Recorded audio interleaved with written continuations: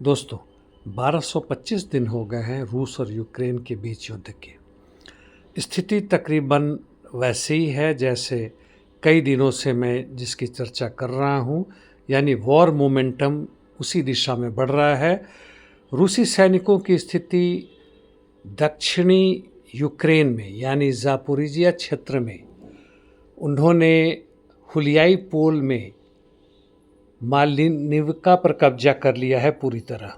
इसके और पूर्व में यानी वेलिका नोवोसिल्का कुमार के क्षेत्र में रूसी सैनिक शेवचेंको के उत्तर में बढ़कर निप्रो पेट्रोवस बॉर्डर पर पहुंच गए हैं।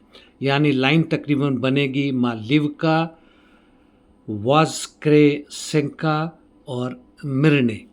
पोक्रोवस से सटे हुए क्षेत्र में नोवोपावलोवका यानी निप्रो रीजन में रूसी सैनिकों ने डाकने पर कब्जा कर लिया है।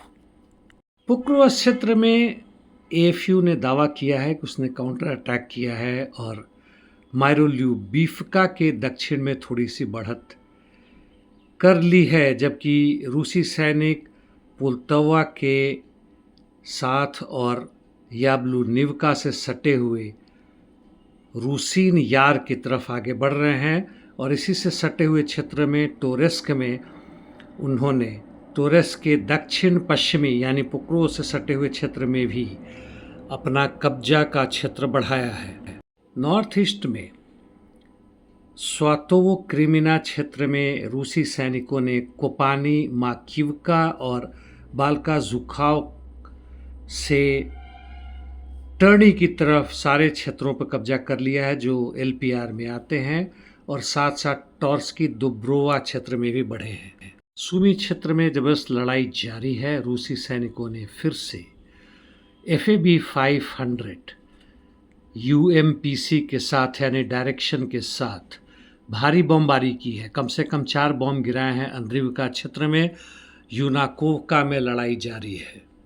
दोनों तरफ से जबरदस्त इंटरडिक्शन मिशन जारी है, जिसमें मिसाइल्स और ड्रोन्स का इस्तेमाल भारी संख्या में किया जा रहा है।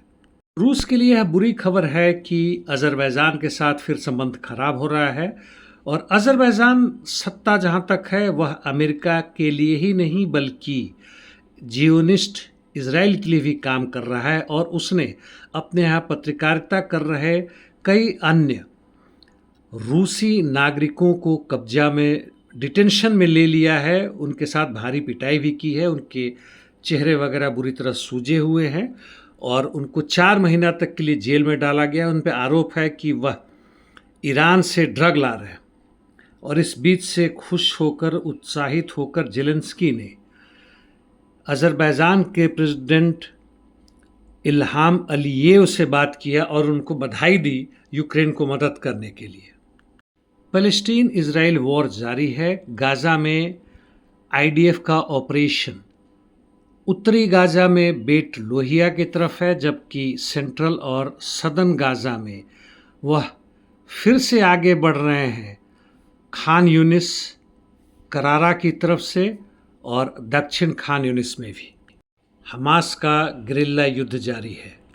US डॉलर की स्थिति बहुत खराब है। पिछले 50 वर्षों में इस बार सबसे ज़्यादा गिरा है, तकरीबन 10% उसका सफाया हो गया है।